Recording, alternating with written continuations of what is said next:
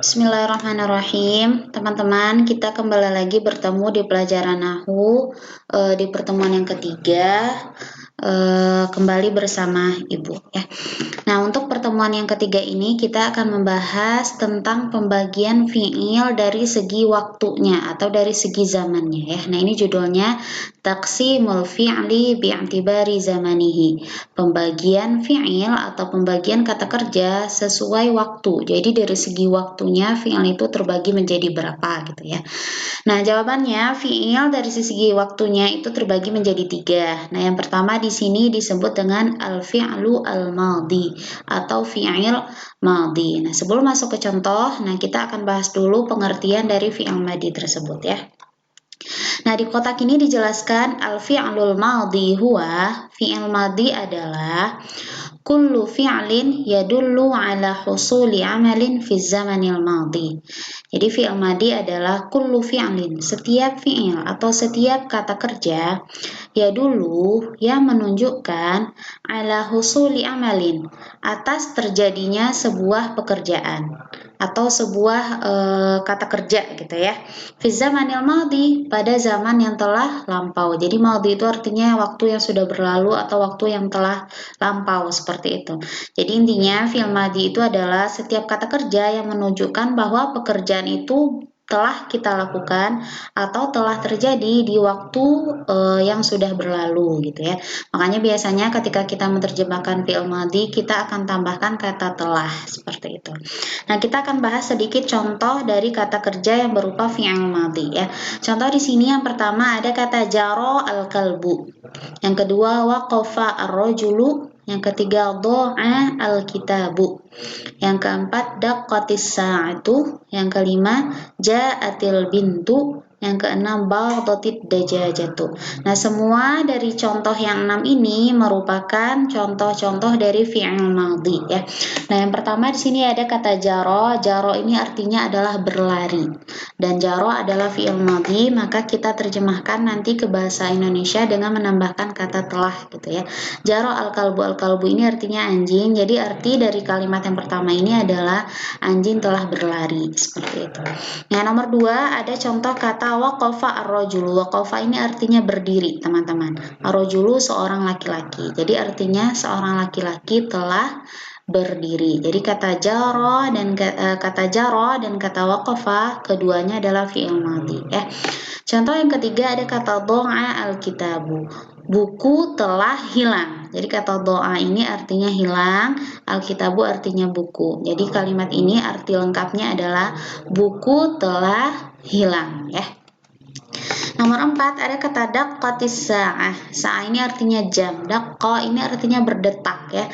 Jadi jamnya telah berdetak atau berbunyi, seperti itu. Nah, bisa kalian perhatikan di sini teman-teman, khusus untuk contoh 4, 5 dan 6 di ujungnya semuanya memiliki huruf ta ya. Daqqati, ja'atil bintu dan baghat. Nah, ini membedakan kalau kata setelah fiilnya tersebut atau pelaku dari fiil tersebut adalah seorang perempuan, seperti itu. Seperti kata as-sa'ah di sini teman-teman, ini adalah kata yang berupa muannats atau berjenis kelamin perempuan karena di ujungnya kita lihat di sini ada huruf ta marbutah ya. Jadi asal kata kerja ini hanya daqqa saja. Tapi karena kata setelah daqqa ini adalah kata yang memiliki ta marbutah yaitu kata muannats, maka di sini kita ubah menjadi daqqat. Kita tambahkan huruf ta di ujungnya ya. Nah, selanjutnya nomor 5 juga sama. Al-bintu ini artinya adalah seorang anak perempuan. Seorang anak perempuan itu juga berupa kata yang muannats. Maka di sini yang asal kata kerjanya adalah ja'ah. Nah, kita tambahkan dengan huruf ta di ujungnya, maka menjadi ja'at al-bintu, seperti itu. Nah, selanjutnya nomor 6 ada kata ad-dajajah. Dajajah ini juga kata yang muannats ya, teman-teman. Di sini ada ta marbutah di ujungnya artinya ayam. Baghatil dajajatu. Ayam telah bertelur ya. Kata ini asalnya hanya bagha saja, tapi karena ada dajajah kata muannats, maka sama dengan contoh nomor 4 dan 5 kita juga tambahkan huruf ta di ujungnya menjadi badat ad-dajajatu. Karena ad-dajajah, al-bintu dan as-sa'ah semuanya ada alif lam, jadi yang awalnya harokat tanya sukun boleh kita baca langsung dengan mengubah harokatnya menjadi kasrah ya. Boleh kalian membacanya daqqat as-sa'atu atau daqqatis sa'ah. Ini juga ja'at al-bintu atau ja'atil bintu. Yang 6 juga sama badat ad-dajajatu atau badatit dajajatu, seperti itu. Jadi ini contoh nomor 1 sampai nomor 6 adalah contoh dari kata-kata yang berupa fi'il madhi, yang artinya adalah pekerjaan tersebut telah berlalu gitu, telah selesai dikerjakan. Maka itu disebut dengan fi'il madhi ya. Sekarang kita masuk ke fi'il yang kedua, yaitu al-fi'lu al-mudhari, fi'il mudhari. Nah, seperti fi'il madhi tadi, kita akan bahas dulu pengertian dari fi'il mudhari itu apa ya. Nah, di sini keterangannya al-fi'lu al-mudhari'u huwa, fi'il mudhari adalah kullu fi'lin yadullu ala husuli amalin fi zamanil hadir awil mustaqbal. Jadi fi'il itu juga merupakan kata kerja. Nah, cuman apa bedanya fi'il madhi dan fi'il mudhari? Fi'il mudhari adalah setiap kata kerja yang menunjukkan atas terjadinya suatu pekerjaan fi zamanil hadir, pada masa sekarang atau di masa ini, di waktu ini, atau yang sedang kita lakukan maksudnya ya. Awil mustaqbal, atau yang nanti akan kita lakukan gitu. Jadi kalau fi'il madhi tadi kan telah kita lakukan pekerjaannya, telah berlalu waktunya. Tapi kalau untuk fi'il mudhari keterangannya adalah yang saat ini sedang kita lakukan, yaitu disebut dengan az-zamanil hadir, atau yang nanti akan kita lakukan. Nah, itu disebut dengan al-mustaqbal, masa depan, seperti itu ya.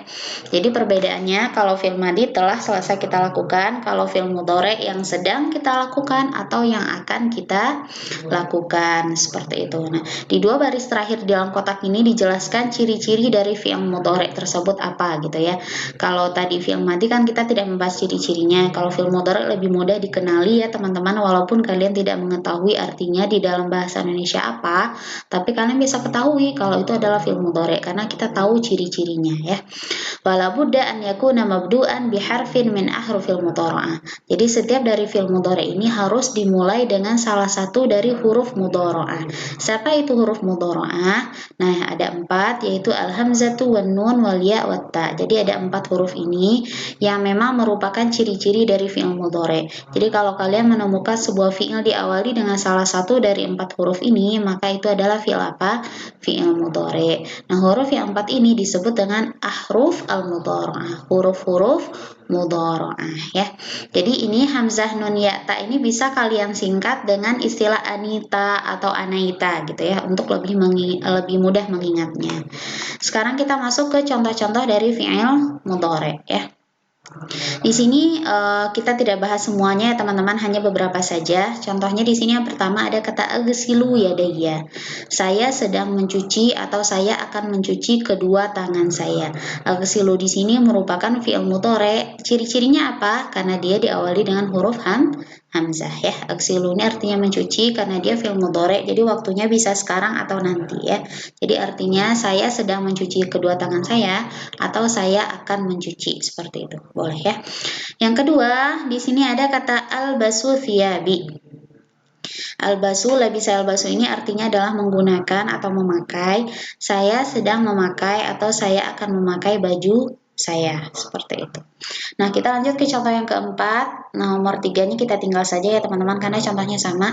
Nomor 4, namshi fil hukuli. Nah, namshi ini juga fi'il mudhari karena ciri yang tadi kita sebutkan juga sama, diawali dengan huruf nun ya. Karena tadi ada hamzah, nun, ya, dan ta ya. Di sini sudah kita sebutkan tadi contoh yang diawali dengan hamzah. Sekarang lanjut dengan contoh yang diawali oleh huruf nun ya. Namshi fil hukuli. Namshi, masyayamshi ini artinya berjalan. Nah, kalau diawali dengan a tadi artinya saya, aghsilu ini saya mencuci. Nah, kalau diawali dengan nun maka kita terjemahkan diawali dengan kata kita ya, atau kami, boleh salah satu. Namshi fil hukuli, maka ini artinya kami sedang berjalan di kebun atau kami akan berjalan di kebun, seperti itu. Kita lanjut ke contoh yang diawali oleh huruf ya. Nomor 5 di sini contohnya yanbahu al-kalbu. Yanbahu ini artinya menggonggong ya. Anjingnya sedang menggonggong seperti itu. Nah, yanbahu di sini juga merupakan fi'il mudhari yang diawali dengan huruf ya. Jadi ciri fi'il mudhari di sini diawali dengan huruf ya. Nah, kalau tadi huruf A ini kita terjemahkan artinya cirinya kalau diawali dengan hamzah maka artinya saya. Kalau diawali dengan huruf nun maka artinya kita atau kami. Nah, kalau diawali dengan huruf ya maka artinya dia ya.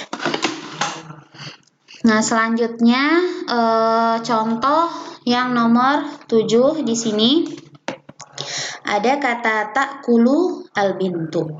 Nah, kalau tadi diawali ya, maka yang melakukan pekerjaan itu adalah dia tapi berjenis kelamin laki-laki ya, teman-teman. Tapi kalau diawali dengan huruf ta, yang mengerjakan pekerjaan itu adalah seorang perempuan ya.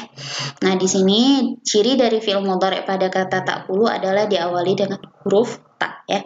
Ta'kulu al-bintu. Al-bintu tadi artinya seorang perempuan, seorang anak perempuan. Ta'kulu ini artinya makan ya. Jadi seorang anak perempuan dia sedang makan seperti itu. Nah, di sini ada 8 contoh. Nah, insya Allah nanti bisa dibahas lebih lengkap di kelas ya teman-teman. Untuk sekarang kita bahas lebih sederhananya saja. Jadi yang kedua, jenis fi'il yang kedua disebut dengan fi'il mudhari, yaitu fi'il atau kata kerja yang menunjukkan kalau pekerjaan tersebut sedang kita lakukan atau yang akan kita lakukan. Ciri-cirinya diawali oleh hamzah seperti ini yang kita terjemahkan. Kalau ada huruf hamzahnya berarti kita terjemahkan menjadi kata saya ya. Kalau yang kedua, contohnya tadi ada kata namshi, ini diawali oleh huruf nun. Ciri-ciri dari mudhari'nya karena diawali oleh huruf nun. Saat menerjemah kita bisa menerjemahkan dengan tambahan kata kita atau kami. Nah, ketika diawali oleh huruf ya atau ta artinya dia ya teman-teman. Tapi kalau ya dianya seorang laki-laki, kalau ta maka dianya seorang perempuan. Jadi inti perbedaannya fi'il mudhari kalian harus ingat waktunya saja ya. Kalau untuk fi'il mudhari waktunya adalah saat ini sedang kita lakukan atau yang akan kita lakukan di masa depan seperti itu. Nah, selanjutnya jenis fi'il yang ketiga yaitu fi'lul amr, kata kerja perintah. Jadi al-amr ini artinya perintah ya teman-teman. Kalau fi'il madi pekerjaan yang telah selesai kita lakukan di masa lalu. Kalau fi'il mudhari yang saat ini sedang kita lakukan atau yang akan kita lakukan di masa depan. Nah, tapi yang ketiga, jenis fi'il yang ketiga disebut fi'lul amr, artinya apa? Kata kerja yang menunjukkan perintah gitu ya. Jadi ketika kita memerintahkan sesuatu kepada orang lain, maka kita bisa menggunakan kata kerja yang berupa fi'lul amr gitu ya. Nah, kita sama bahas dulu pengertian dari fi'il amrnya apa. Nah, di sini dijelaskan fi'lul amri huwa, fi'il amr adalah kullu fi'lin yutlabu bihi husulu syai'in fi zamanil mustaqbal. Jadi setiap kata kerja yutlabu bihi husulu syai'in, yang diminta untuk melakukan sesuatu gitu ya. Jadi makanya fi'il amr itu adalah setiap kata kerja yang menunjukkan perintah untuk melakukan sesuatu atau permintaan untuk melakukan sesuatu. Waktunya kapan? Fi zamanil mustaqbal, di masa depan juga. Maksudnya masa depan ini tidak jauh-jauh ya teman-teman, mulai dihitung dari 1 detik yang akan datang gitu. Nah, itu sudah disebut masa depan atau bahasa Arabnya di sini ada istilah mustaqbal ya. Jadi ada persamaan antara fi'il mudhari dan fi'il amr yaitu di waktunya ya. Cuman kalau fi'il mudhari tadi sekarang atau yang akan datang. Kalau fi'il amr hanya yang akan datang saja, dimulai dari 1 detik yang akan datang seperti itu. Cuma perbedaannya di sini fi'il amr ini adalah setiap kata kerja yang menunjukkan perintah atau permintaan untuk melakukan sesuatu ya. Atau bahasa mudahnya adalah kata kerja perintah seperti itu.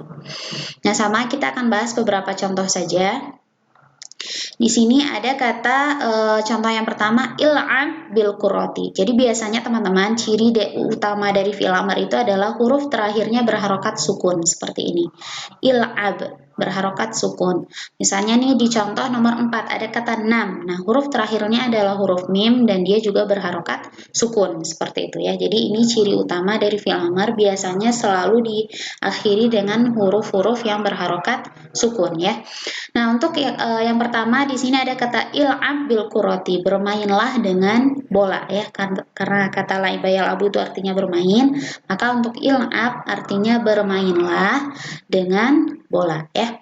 Nomor 4 kita lanjut ke contoh nomor 4. Nomor 4 di sini ada kata nam mubakiron. Nama yanamu itu artinya tidur, maka nam artinya tidurlah.